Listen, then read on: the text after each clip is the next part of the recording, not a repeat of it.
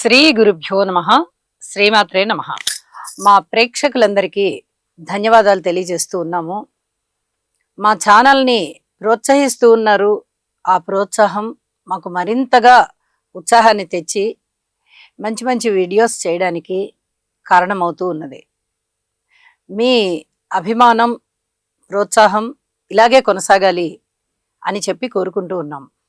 ఇవాళ మనం చెప్పుకోబోయేటటువంటి అంశం శుక్ర రాహుల కలయిక. శుక్ర రాహుల కలయిక ఏ రాశిలో జరిగినప్పటికీ కూడా చాలా ఇబ్బందుల పాలు చేస్తుంది. అయితే ఈ 2026వ సంవత్సరంలో ఫిబ్రవరి 6వ తేదీ నుంచి మార్చి 1వ తేదీ వరకు 24 రోజుల కాలానికి శుక్ర రాహుల కలయిక జరుగుతుంది. దాని గురించి ఇవాళ మనము తెలియచెప్పుకుందాం. కుంభరాశిలో శుక్రుని యొక్క సంచారము, రాహు యొక్క సంచారము జరుగుతూ ఉంది.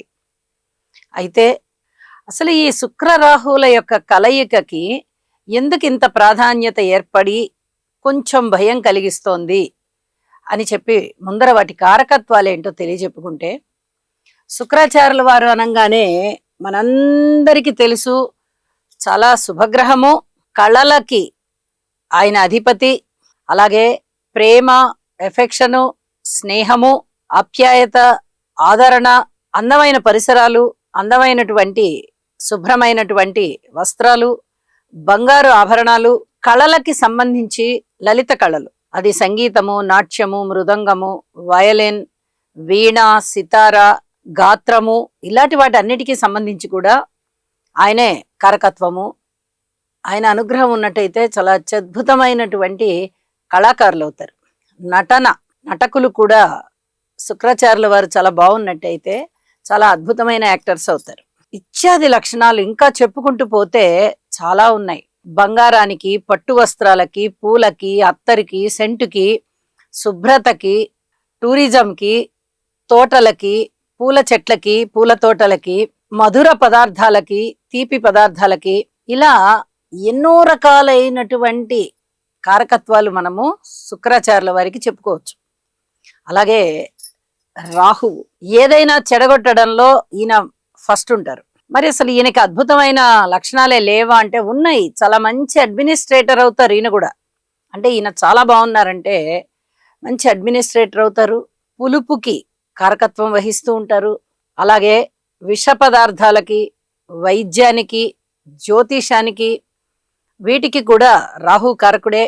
ఎక్కువగా ఈయన చెడగొట్టడంలోనే ప్రధాన పాత్ర వహిస్తూ ఉంటారు అని లోక ప్రఖ్యాతి గాంచింది.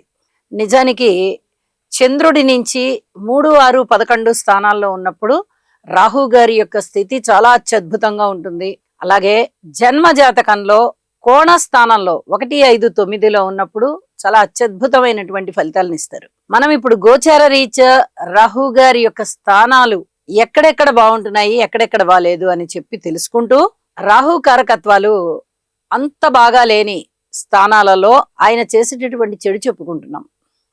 మరి శుక్రాచార్యుల వారు కూడా చాలా మంచి చేస్తారు. 1వ స్థానంలో చేస్తారు, 2వ స్థానంలో చేస్తారు, 4వ స్థానంలో మంచి చేస్తారు, 5వ స్థానంలో మంచి చేస్తారు, అలాగే 8లో మంచి చేస్తారు, 9లో మంచి చేస్తారు, 10లో మంచి చేస్తారు, 11లో మంచి చేస్తారు, 12లో కూడా మంచి చేస్తారు. అంటే వీలైనంత వరకు మంచి చేయడానికే శుక్రాచార్యుల వారు ఉన్నారు. ఒక 3, 6లో తప్ప మిగతా అన్ని స్థానాలలోనూ శుక్రాచార్యుల వారి బలం బాగుంటుంది. ఇలా ఉండగా ఇప్పుడు కుంభరాశిలో శుక్ర రాహువుల కలయిక ఏర్పడుతూ ఉంది. మరి వీటి ఫలితాలు ఏ విధంగా ఉండబోతున్నాయంటే, మేషరాశి వారికి శుక్ర రాహువుల కలయిక లాభస్థానంలో పడుతూ ఉంది.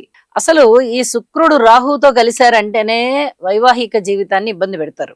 ఇక్కడ లాభస్థానంలో కలిశారు అంటే కొంచెం ఇబ్బందులు తక్కువగా ఉంటాయి, అంతే తప్ప పూర్తిగా ఇబ్బందులు తొలగిపోతాయి అని చెప్పడానికి లేదు. అయితే ధనము బాగా వస్తుంది.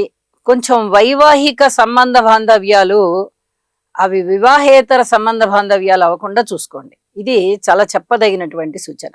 ఎందుకంటే ఈ చట్టాన్ని అతిక్రమించడం అనేది కూడా రాహు గారి లక్షణమే. ఇక శుక్రాచార్యుల వారు అంటే ఇక చెప్పక్కర్లా, చక్కటి స్త్రీలు, అందమైనటువంటి వారు, అలాగే ఒక సంప్రదాయబద్ధంగా ఉండేవారు. అలాంటి వారిని కూడా చెడగొట్టడంలో రాహు ప్రసిద్ధుడు కాబట్టి ఈ సంప్రదాయాన్ని పక్కకు పెట్టేస్తారు. ఈ శుక్ర రాహుల కలయికలో దాంపత్య జీవితంలోనూ కొన్ని ఇబ్బందులు ఏర్పడతాయి, కొన్ని వివాహేతర సంబంధాల్లో కూడా ఇబ్బందులు ఏర్పడతాయి. అయితే ఇక్కడ లాభస్థానంలో ఉన్నారు కాబట్టి కొంచెం మేలే, ఇది చెప్పదగ్గ సూచన. ఇక వృషభ రాశికి తీసుకుంటే దశమ స్థానంలో శుక్ర రాహుల కలయిక ఏర్పడుతోంది. దశమ స్థానంలో మిత్రక్షేత్రంలో ఉన్నటువంటి శుక్రాచార్యుల వారు అద్భుతమైనటువంటి ఫలితాలనే ఇస్తారు. అయితే రాహు దశమంలో ఉద్యోగ జీవితంలో మాత్రమే మంచిస్తారు. అయితే ఈ శుక్ర రాహుల కలయిక ఈ దశమ స్థానంలో ఏర్పడి ఉంది కాబట్టి ఈ స్త్రీల వల్ల ఉద్యోగ జీవితంలో ఎటువంటి ఇబ్బందులు లేకుండా చూసుకోండి.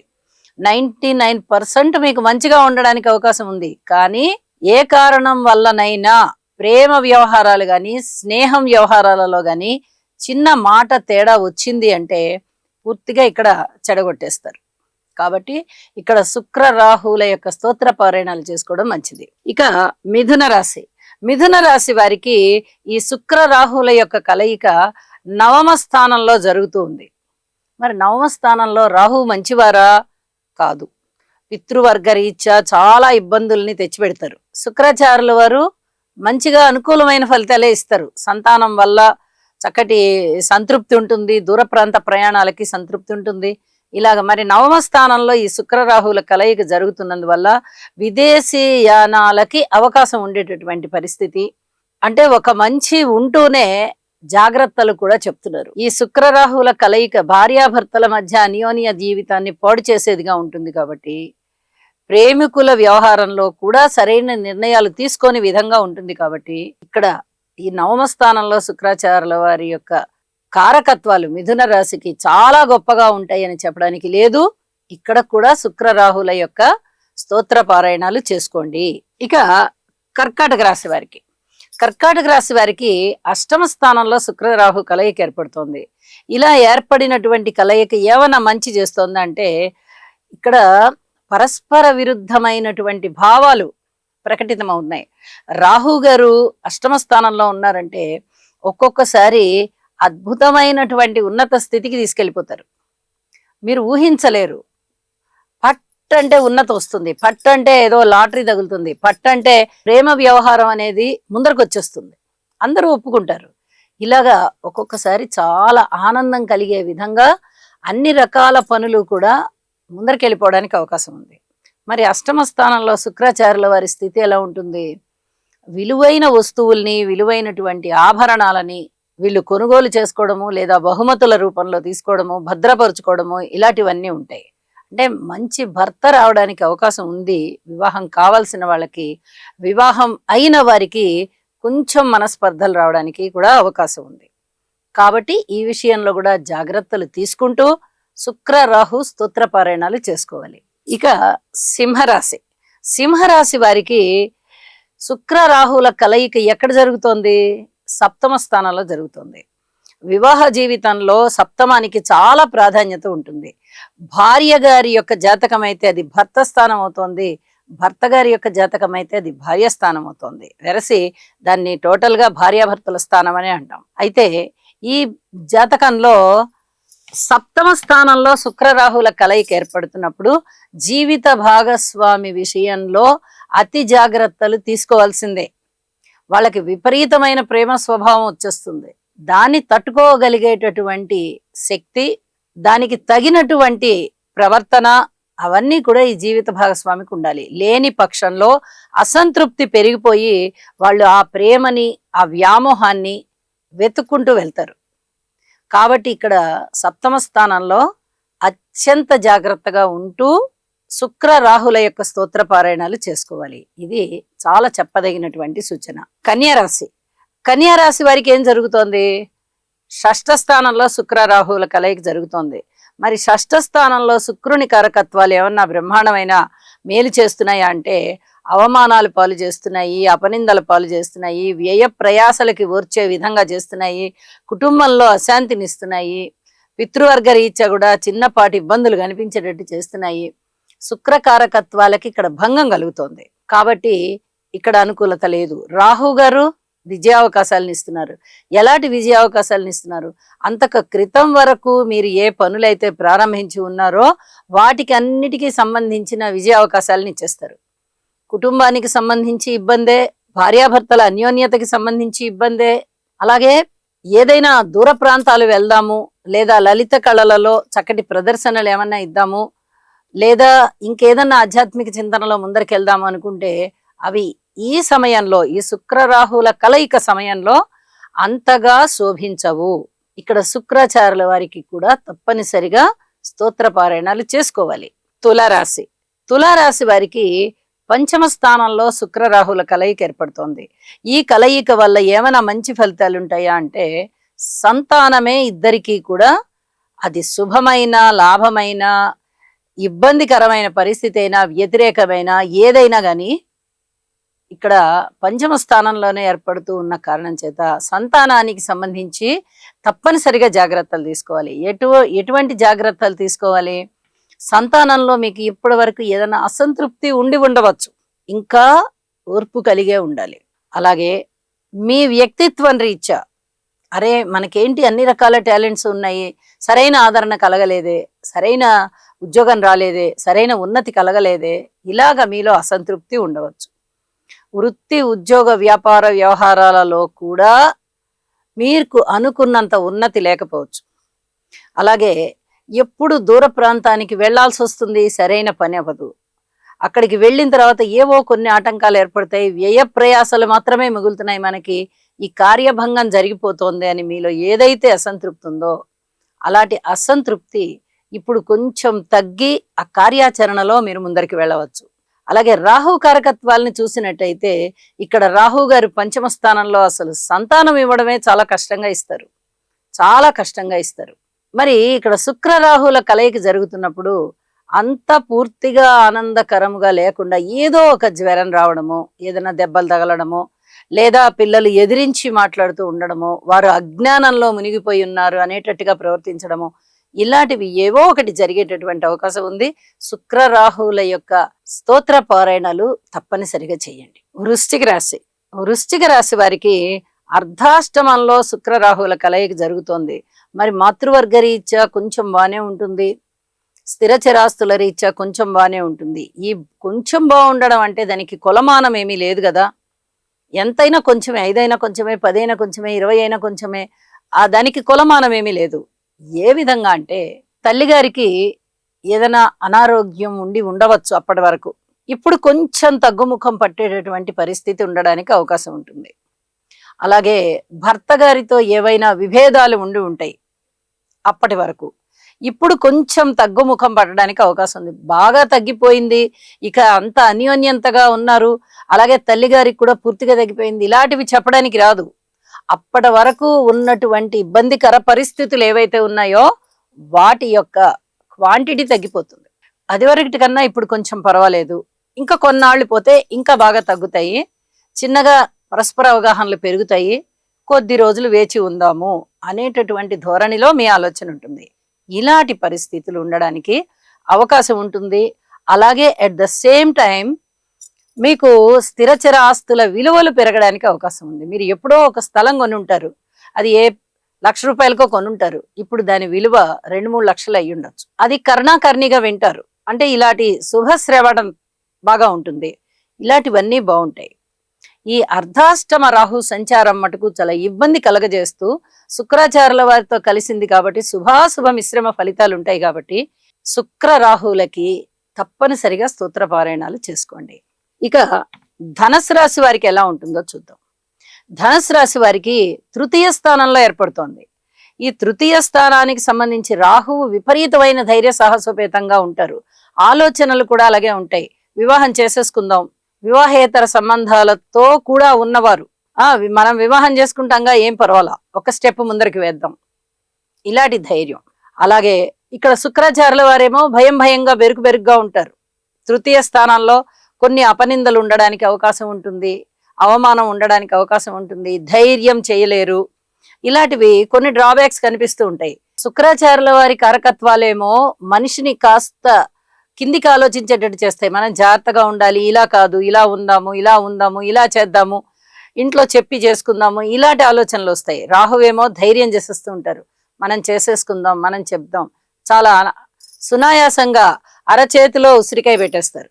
అంత ఈజీగా ఉంటుంది వాళ్ళ వ్యవహారం అంతా. ఒక పట్టాన తెగవు.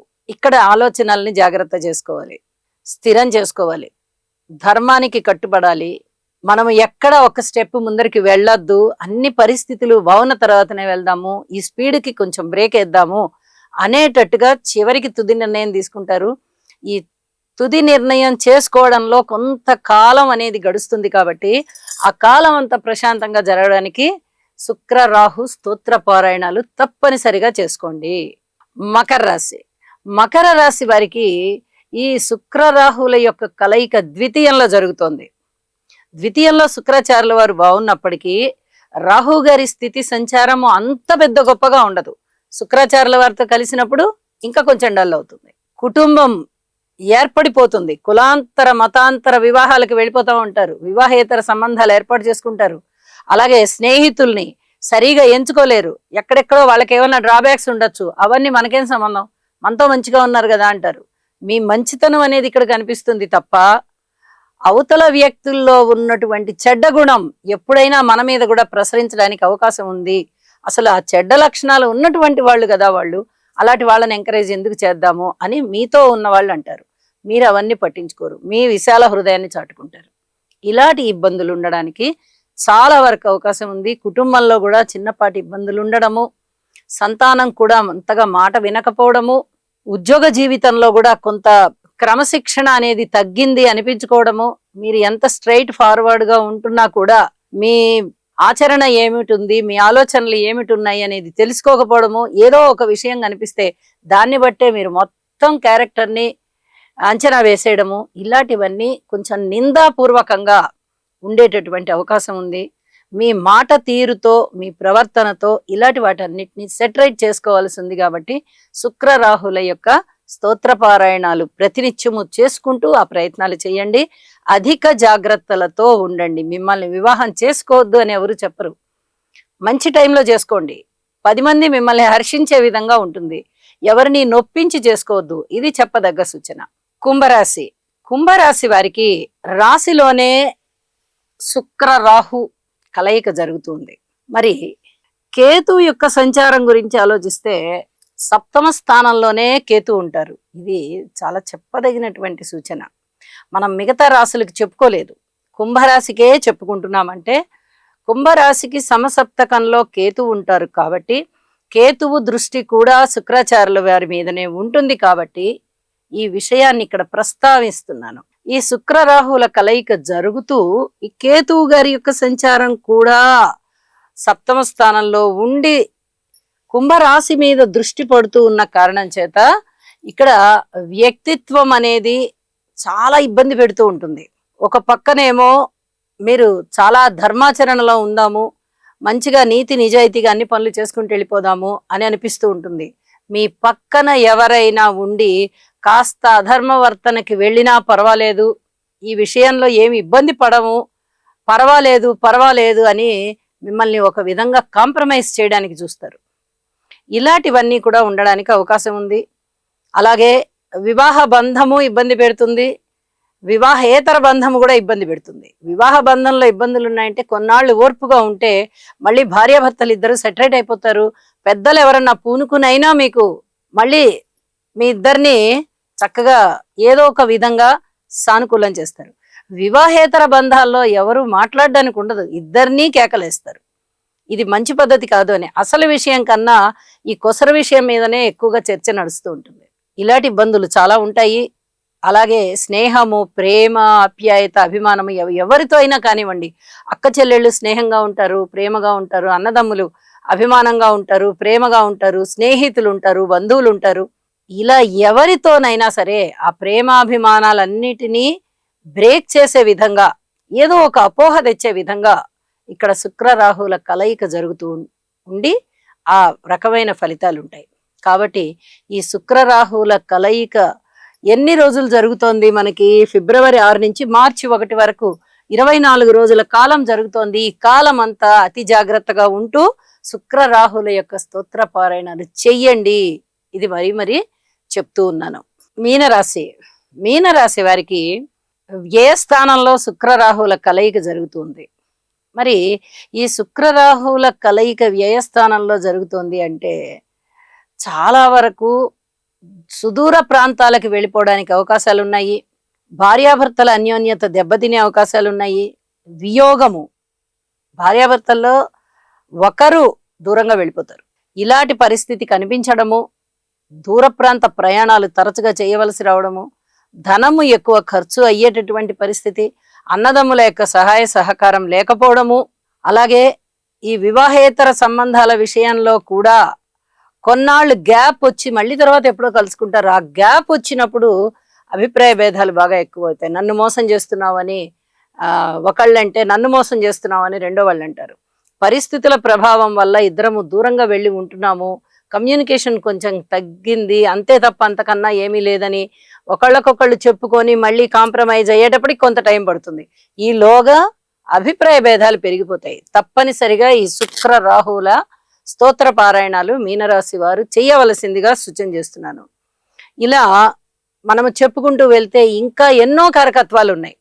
ఏది ఏమైనా ఆప్యాయత ఆదరణలు తగ్గుతాయి, వివాహేతర సంబంధాలు పెరగడము లేదా ఏర్పడము ఇలాంటివి జరుగుతాయి.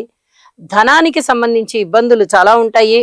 అన్నదమ్ములతో కూడా కొంత వ్యవహారం అంత పూర్తిగా పొసిగినట్టుగా ఉండదు.